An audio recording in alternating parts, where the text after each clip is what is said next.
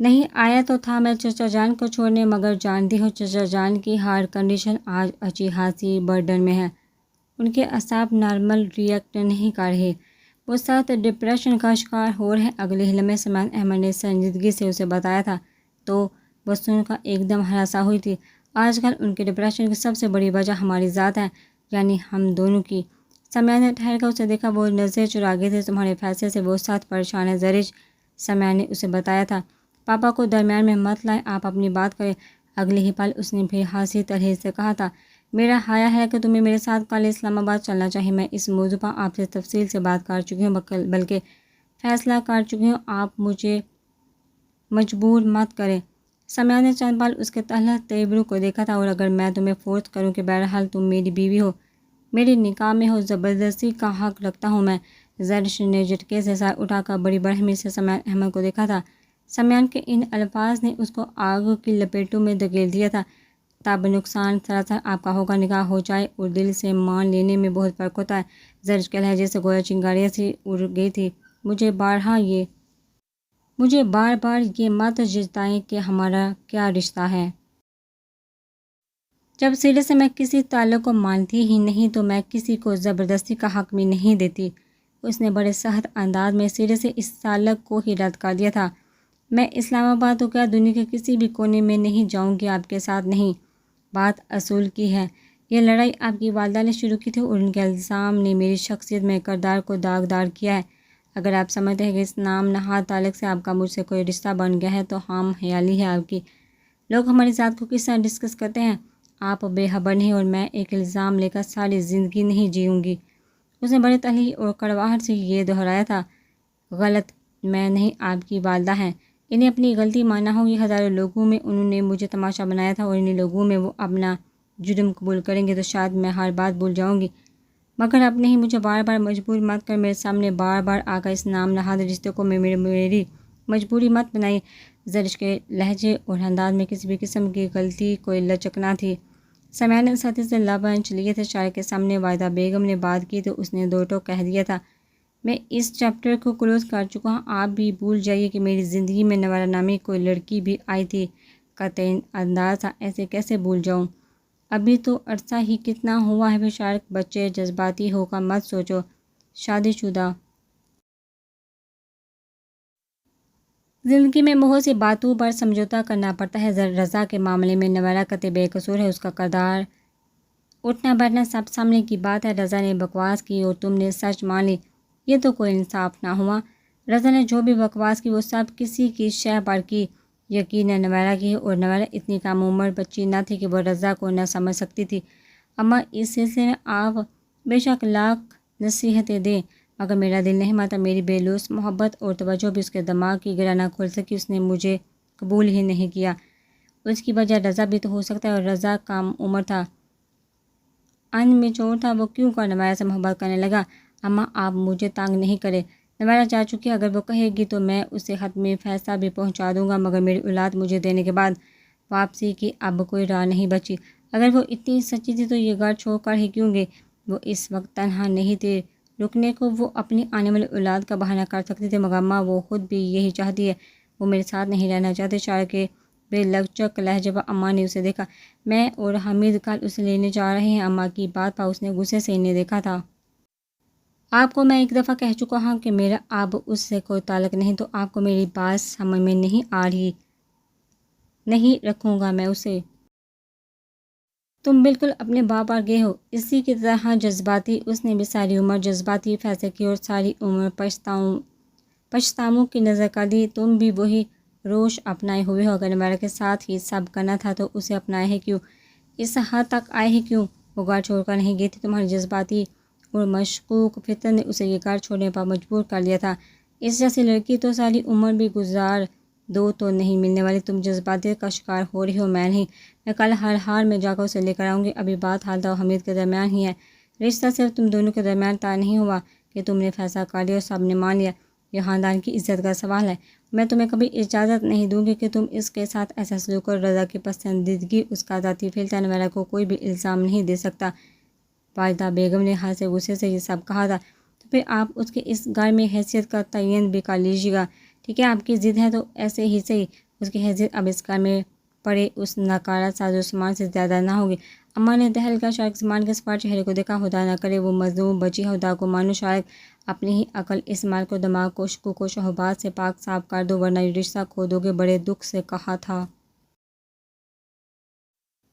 میسر ہی کب ہوا تھا، زور اور زبردستی سے حاصل کی گئی چیز رشتے نہیں بن جاتی۔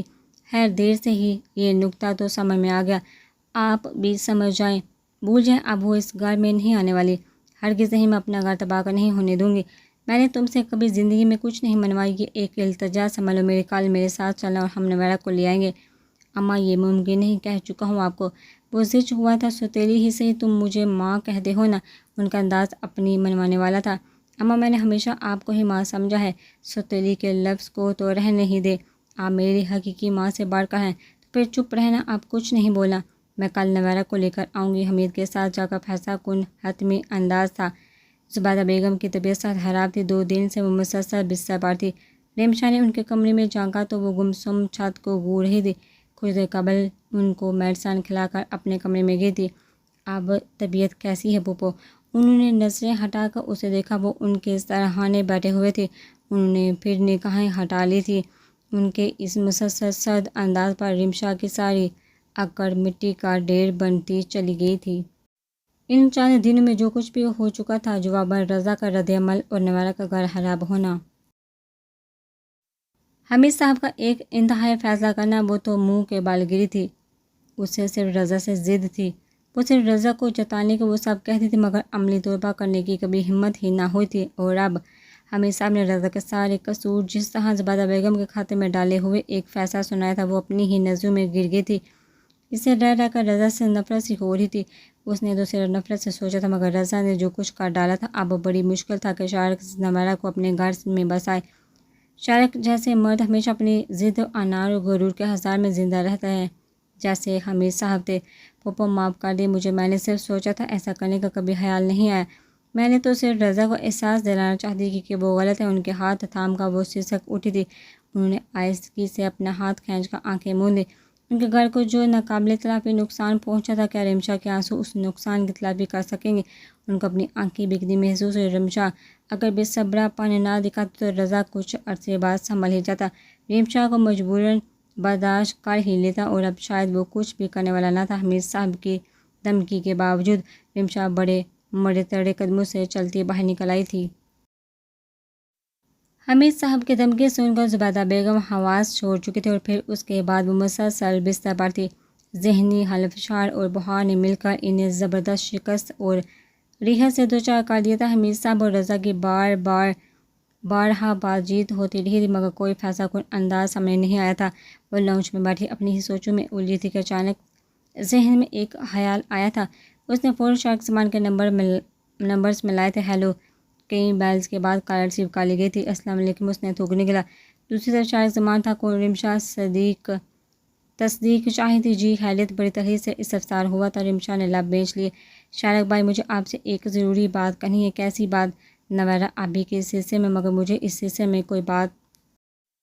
پلیز شارق بھائی، آپ میری بات سن لیں، نویرہ آپی قطعی بے قصور ہے، یہ صرف رضا کی ضد تھی، وہ میری ضد میں یہ سب کر ہے۔ پلیز یقین کر، نویرہ آپی کو خبر ہی نہیں تھی کہ رضا ایسا ویسا کچھ سوچ رہا ہے، یہ بہت پہلے کی بات ہے۔ مجھے صرف رضا پر غصہ تھا، غصے میں نے نویرہ آپی کو بھی انوالو کرنا چاہا تو رضا نے صرف مجھے نیچا دکھانے کو یہ سب کر دکھایا۔ وہ مجھ سے کوئی رشتہ نہیں رکھنا چاہتا ہے، اور اسی ضد میں نے اس کو وہ کہا تھا۔ وہ کہتے کہتے آخر میں رو ہی دی تھی۔ تمہیں کچھ اور بھی کہنا ہے یا بس؟ سپاٹ بے لچک انداز تھا۔ پلیز شارق بھائی، ایسا نہ کریں، آپ کو نہیں پتہ، اگر آپ نے کچھ ایسا ویسا کیا تو انکل پھوپھو کو چھوڑ دیں گے۔ بس اسی نکتے نے اس کی ساری اکڑ نکال دی تھی۔ کیا مطلب؟ دوسری طرف شارق واضح طور پر چونکا تھا۔ شارق کے چونکنے پر ریمشا نے وہ ساری بات کہہ سنائی کہ کیسے حمید صاحب زبیدہ بیگم کو طلاق دیتے رکے تھے۔ یقین مانیے شارق بھائی، رضا صرف ضد میں یہ سب کر رہا ہے، ورنہ شاید نویرہ آپی کا گھر تباہ ہو، وہ بھی ایسا کبھی نہ سوچتا۔ اگر آپ نے کوئی اسٹینڈ نہ لیا تو انکل پھوپھو کو چھوڑ دیں گے۔ انہوں نے رضا کو بھی دھمکی دی ہے کہ اگر نویرہ آپی آپ کے گھر میں دوبارہ نہ گئی تو وہ نہ صرف پھوپھو کو طلاق دے دیں گے بلکہ اپنی زندگی بھی ختم کر لیں گے۔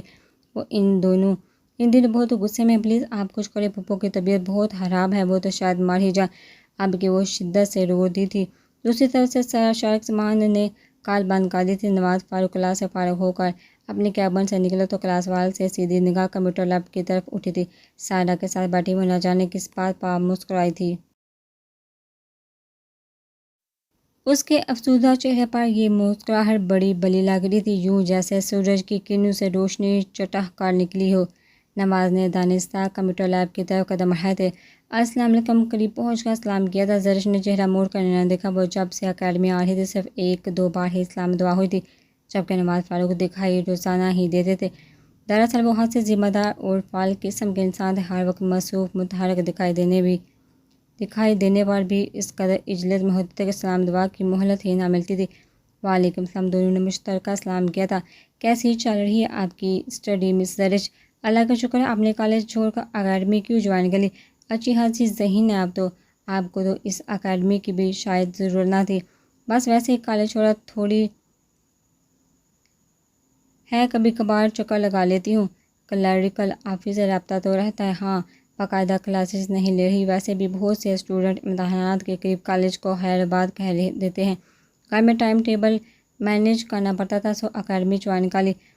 اچھی بات ہے۔ یہاں کسی قسم کی کوئی دقت تو نہیں ہو رہی اسٹڈی کے معاملے میں؟ زرش نے نفی میں سر ہلا دیا تھا۔ نواز فاروق نے باغور دیکھا۔ براؤن اسکارف لیے، کندھوں پر سور کے ہم رنگ دوپٹہ ڈالے، وہ حسین منفرد لگ رہی تھی۔ جب بھی نگاہ زرش کے چہرے پر ڈالی تھی، نوارہ کا چہرہ نگاہوں میں آ جاتا تھا۔ ابھی ایسا ہی ہوا تھا، دل اور ذہن میں ایک ملال سا جاگا تھا۔ کتنا عرصہ ہو گیا تھا نوارہ کی کوئی خیر خبر معلوم کیے ہوئے، گھر والوں سے بات کیے ہوئے۔ حمیرہ کی یاد شدت سے آئی۔ اب تو لاہور چکر لگانے کا بھی اتفاق نہیں ہو رہا تھا۔ پتہ نہیں کیسی تھی وہ۔ اس کے گھر چھوڑ آنے کے بعد ابوہا سے اکیلے اور بیمار رہنے لگے تھے۔ وہ اپنی ضد پر قائم تھے، اس سے کوئی رابطہ نہیں رکھا تھا، مگر اکلوتی اولاد کے لیے ان کا دل بھی دکھتا تھا۔ زرش کے چہرے کو دیکھتے نہ جانے کیا کہا، کچھ یاد نہ آیا تھا کہ کسی بھی قسم کی پرابلم درپیش ہو تو براہ راست مجھ سے رابطہ کر سکتی ہیں، ضرور سر۔ نواز فاروق کی آفر پر اس نے سر ہلایا تھا۔ نواز بھائی، آپ جب فارغ ہوں تو مجھے اپنے ساتھ گھر لیتے جائیے گا۔ سائرہ کے کہنے پر نواز سر ہلاتا چلا گیا تھا۔ وہ دونوں کمپیوٹر کی طرف متوجہ ہو گئے تھے۔ سائرہ اس کے متعلق بہت سی باتوں سے باخبر تھی، مگر فطرتاً اچھی تھی، تو اس نے کبھی کسی بات میں کلیدہ نہ تھا۔ اور پھر زرش کی یہ ہدایت بھی تھی کہ اس کے متعلق نہ خود کچھ ڈسکس کرے گا، نہ ہی کسی اور فرد کو بتائے گی۔ سو دونوں کے درمیان اچھی دوستانہ فضا قائم ہو چکی تھی۔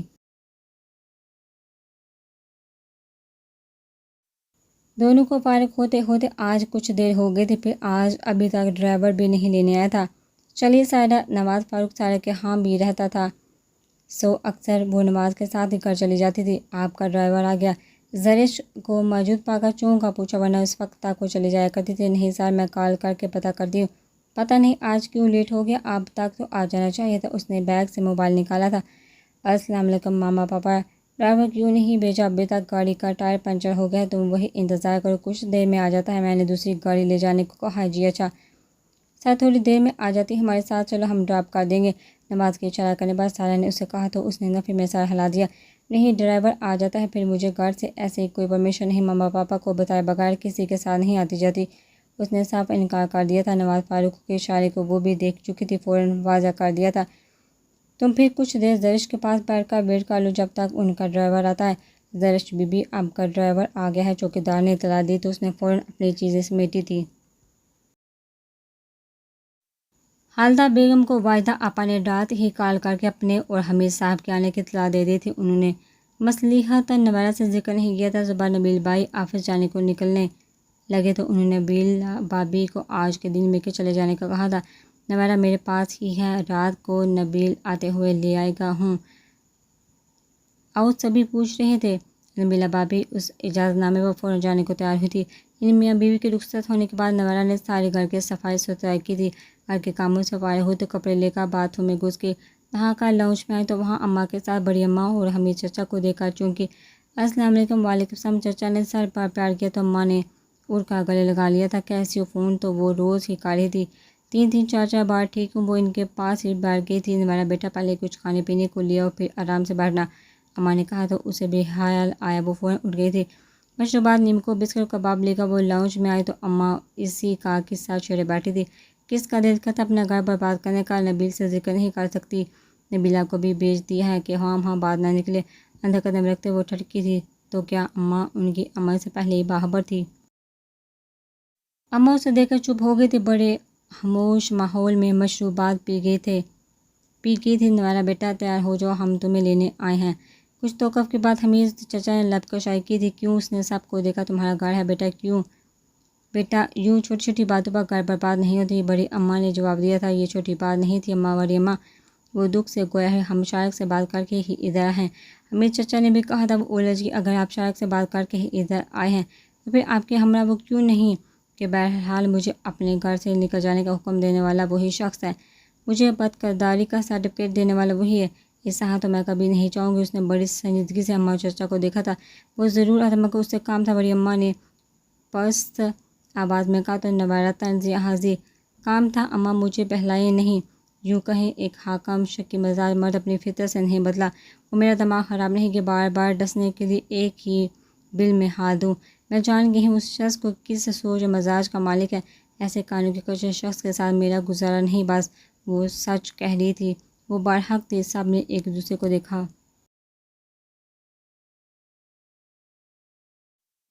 دیکھو بیٹا، عورت کو گھر بسانے کے لیے بڑا کچھ سہنا پڑتا ہے، بڑی قربانیاں دینا پڑتی ہے۔ مرد اپنی منمانی کرتا ہے، وہ جذباتی انسان ہے، اپنی طوفان سر چڑھا ہوا ہے۔ آہستہ آہستہ سب ٹھیک ہو جائے گا۔ کچھ نہیں ٹھیک ہوگا۔ وہ مجھے خود اپنے گھر سے نکال چکا، اتنا بڑا الزام لگا کر میری پوری زندگی داؤ پر لگا دی ہے۔ بد کرداری کا عذاب سہنا۔ اس شخص نے مجھے جیتے جی میری اپنی نگاہوں سے مار گرایا ہے، آنے والی نسلوں تک بات جائے گی۔ نوارا دکھ سے ایک دم چپ ہو گئی۔ کچھ نہیں ٹھیک ہوگا۔ وہ مجھے خود اپنے گھر سے نکال چکا، اتنا بڑا الزام لگا کر میری پوری زندگی داؤ پر لگا دی ہے۔ بد کرداری کا عذاب سہنا۔ اس شخص نے مجھے جیتے جی میری اپنی نگاہوں سے گرا دیا، آنے والی نسلوں تک بات جائے گی۔ نوارا دکھ سے ایک دم چپ ہو گئی۔ یہ سب رضا کا کیا دھرا ہے نوارا، بچے فیصلہ تمہارے ہاتھ میں ہے۔ رضا کو بھی کہہ چکا ہوں، آج شارق کو بھی فون کر کے بتا دیا ہے۔ اسی ماہ کے اندر رمشا اور رضا دونوں کی شادی کر رہا ہوں۔ اگر رضا انکار کرتا ہے تو بخوبی کرے، مگر پھر رمشا سمیت دونوں ماں بیٹے کی میری گھر میں کوئی جگہ نہ ہوگی۔ رضا کو ساری عمر احساس دلاؤں گا کہ کسی کی زندگی برباد کیسے کی جاتی ہے۔ جب اپنی ماں کو اپنی آنکھوں کے سامنے برباد ہوتا دیکھے گا تو ان کے لہجے میں بڑی حد تک سادگی اور شفقت تھی۔ چچا جان، جہاں نوارا دہل کر پکاری تھی وہاں دونوں خواتین بھی چونک گئی تھی۔ ہائے حمید، یہ کیسا فیصلہ ہے تمہارا؟ وہ دونوں تڑپ ہی تو اٹھی تھی۔ بالکل برحق فیصلہ ہے اور بروقت۔ اپا میں مانتا ہوں زبیدہ کو کوئی قصور نہیں، بالکل اسی طرح نوارا کا بھی کوئی قصور نہیں۔ ہم پر بھی جوانی آئی تھی، ہمیں بھی جذبات نے پاگل کیا تھا، مگر کسی کی عزت کسی کے قدر سے نہیں کھیلے تھے۔ رضا نے کم عقلی کی اور شارق نے حد ہی کر دی۔ ان دونوں کو اسی طرح سبق دوں گا اگر نوارا نہیں مانے گی۔ انہوں نے اب کے نوارا کو دیکھا تھا۔ پلیز چچا جان، یہ تو نا انصافی ہوئی۔ وہ شخص مجھے اپنے گھر میں رکھنا نہیں چاہتا اور نہ میں اس کے گھر میں رہنا۔ تو پھر زبیدہ چچی کا قصور کہاں سے نکل آیا؟ سزا دینی ہے تو رضا کو دے جو سارے معاملے کو بگاڑنے کا موجب ہے۔ وہ بڑی تکلیف سے گویا تھی۔ یہ سزا رضا کو ہی تو دوں گا۔ ساری عمر اپنی ماں کو روتے سسکتے دیکھے گا تو احساس ہوگا اپنی جذباتی اور ضد میں کس با کردار عورت کو داغدار کر چکا ہے۔ ان کے لہجے کی سختی میں ذرا فرق نہ آیا تھا۔ اٹل لہجہ، تم چلنے کی تیاری کرو، شارق کو ہم خود سنبھال لیں گے، نہ سمجھا تو نبٹ لیں گے اسے۔ تم پر انگلی نہیں اٹھنے دوں گا، چاہے پھر مجھے اپنا گھر برباد ہی کیوں نہ کرنا پڑے۔ ان کا فیصلہ کن انداز تھا۔ اس نے اماں کو دیکھا، انہوں نے نگاہیں پھیر لی۔ نوارا کو بڑا دکھ ہوا، یعنی اماں خود چاہتی تھی کہ وہ ان حالات میں ایک الزام لی اس شخص کے ساتھ زندگی گزار دے۔